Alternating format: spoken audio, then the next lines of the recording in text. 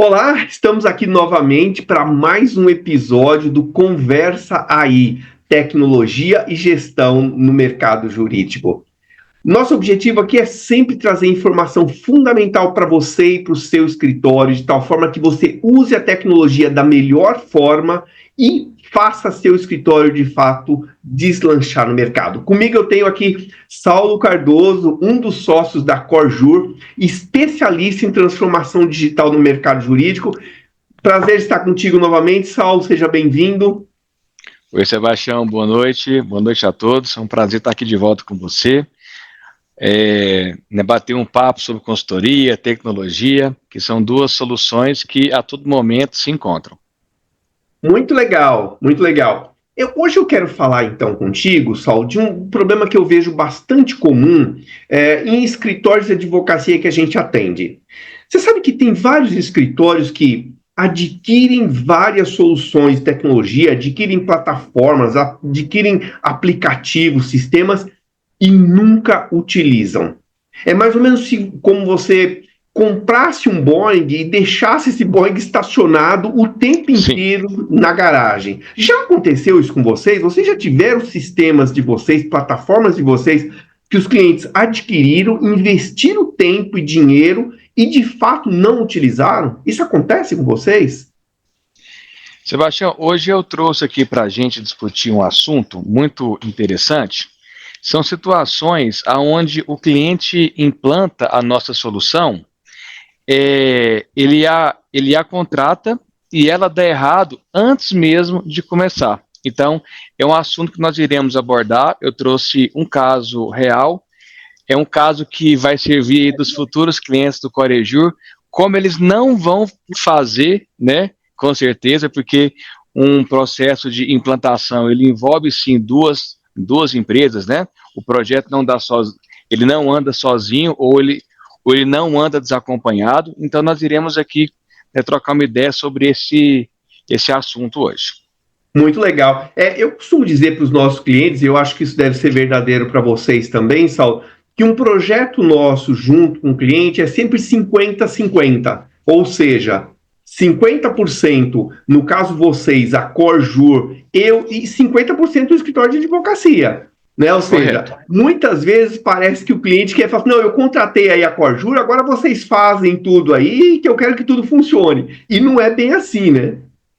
Sebastião, não é bem assim. A mesma coisa pode acontecer também, né? Coloca aí a responsabilidade para o cliente e deixe que ele se vire, também isso não funciona. Então, claro.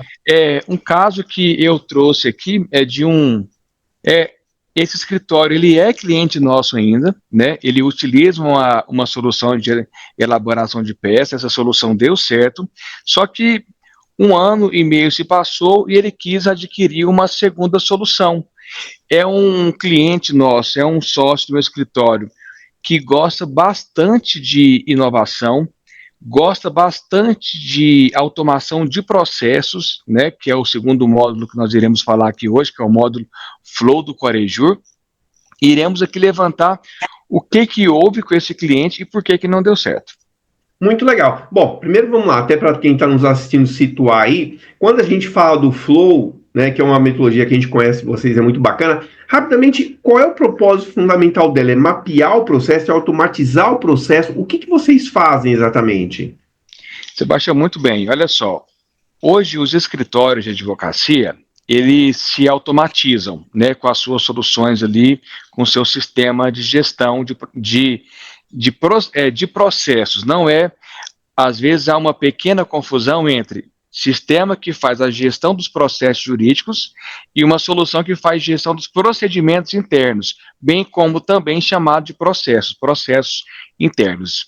Perfeito. Então, nós iremos falar hoje sobre um módulo nosso, que é o módulo Flow, que ele tem, na sua essência, o objetivo de automatizar os procedimentos internos de escritórios ou departamentos jurídicos de empresas, que é o quê? Um exemplo, eu recebi a publicação e vou fazer o protocolo do prazo, mas qual a história toda até chegar no prazo? Então nós vamos desenhar, vamos mapear o procedimento e depois nós iremos automatizá-lo. Ok, ou seja, o que você está falando, essa solução, o Flow, ele certamente vai exigir um trabalho interno importante, que é de alguém que conheça muito bem o fluxo inteiro e possa casar com a solução de vocês para justamente facilitar esse processo deles, né? Perfeito, Sebastião, exatamente isso. E qual foi o problema, então, que aconteceu? Porque parece simples, né? Assim, você tem a solução, ele conhece internamente, coloca os dois juntos e tudo vai funcionar. Só que, pelo visto, no caso que você está falando, não aconteceu bem isso. O que aconteceu aí que deu errado e eles acabaram não utilizando a solução? Então, eu anotei aqui os 4 itens, depois eu vou detalhar todos eles, né? O primeiro item é a desconexão entre as duas empresas, né? A pessoa que recebeu a demanda ali, o sponsor, né?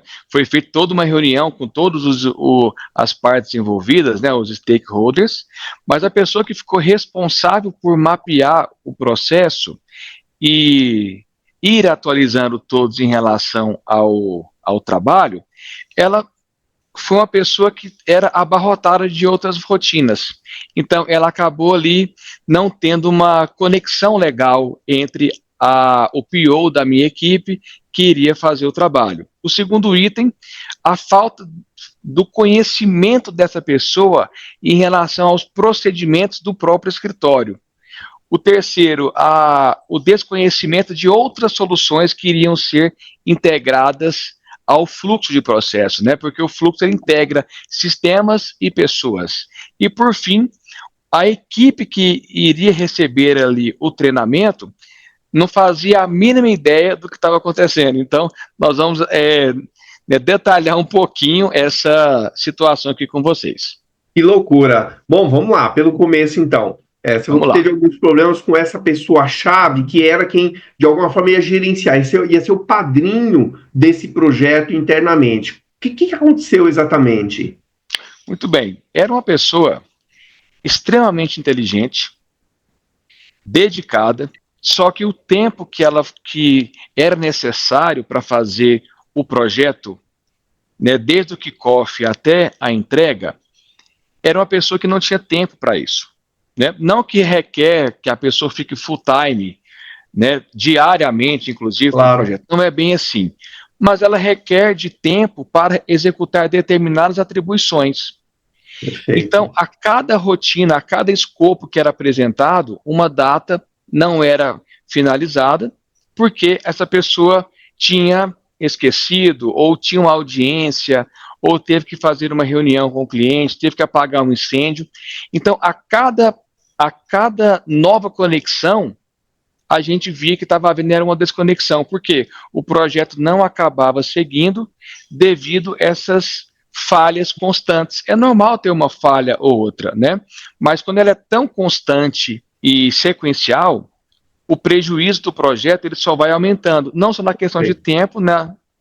Uma outra questão também que ela é pior do que o próprio tempo é a expectativa, né? Porque a Sem dúvida. cada reunião com a equipe você acabava percebendo que isso desmotivava a todos e deixava ali o sócio cada vez mais chateado e em até algumas situações irritado.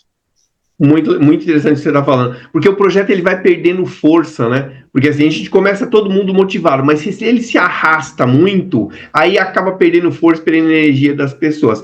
E é interessante, muitas vezes, quando vai implantar um projeto como esse, os sócios principais, eles não.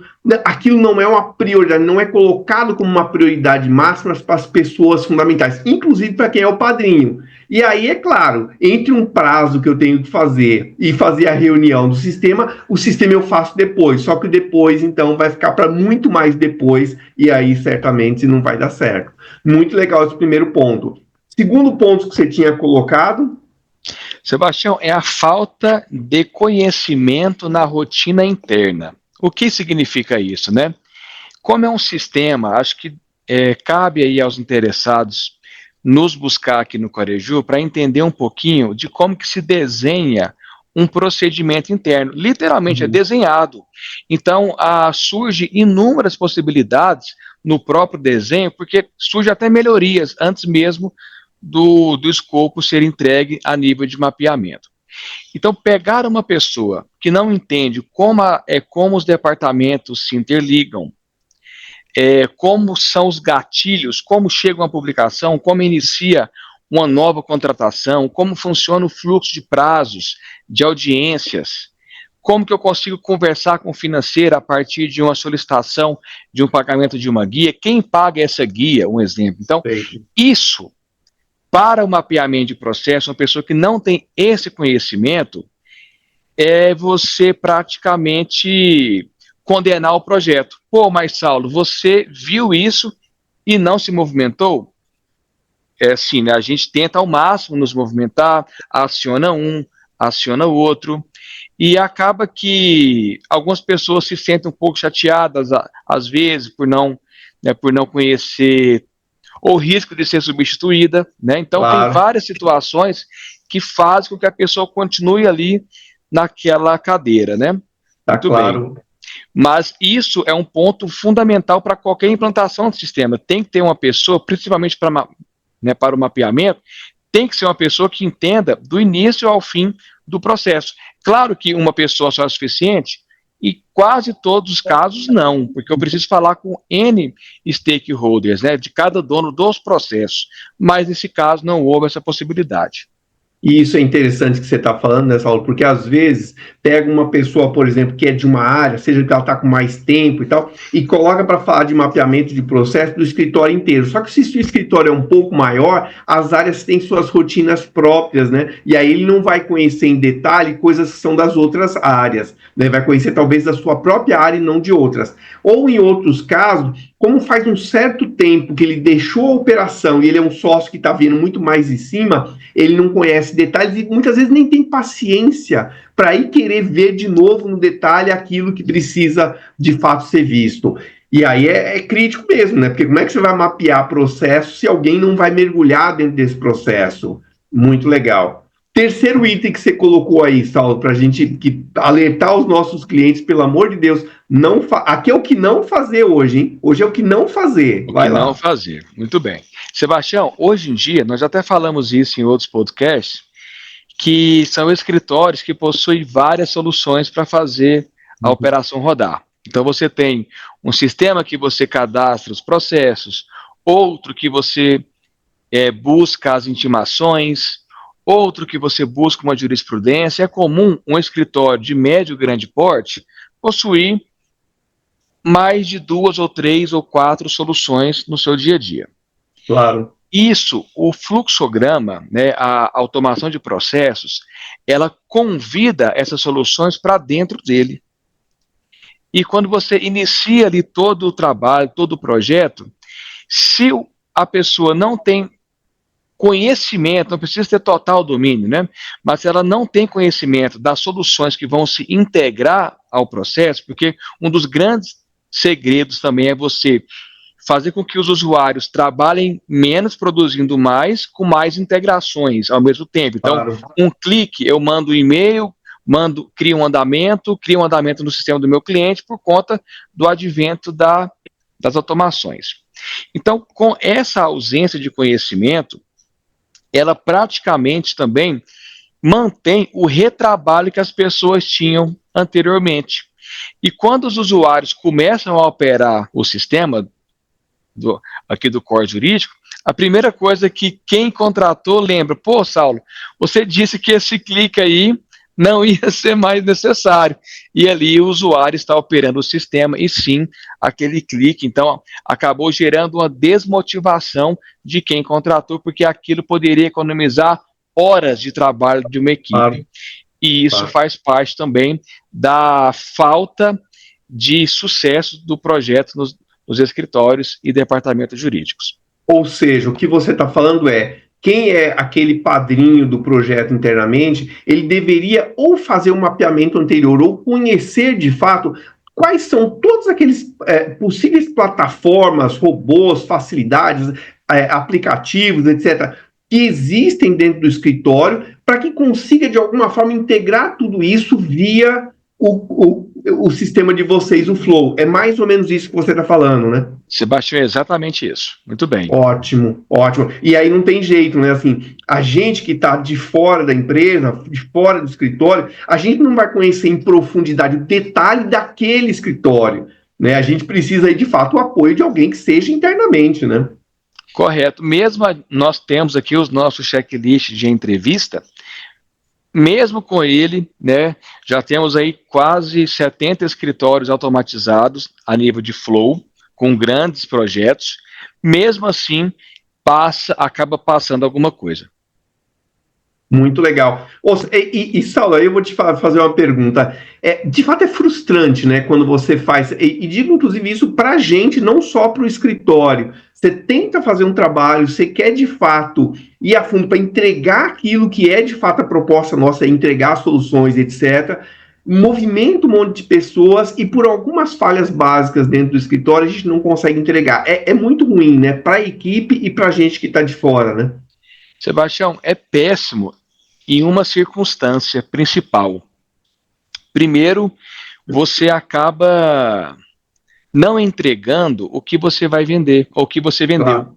Claro. Isso impacta bastante. A gente tenta ao máximo sempre trazer a responsabilidade para cá, aqui para o core jurídico, mesmo que seja um problema da parte de lá, a gente acaba às vezes tendo que trabalhar algumas horas a mais, e depois eu acabo negociando isso com o cliente em uma nova oportunidade.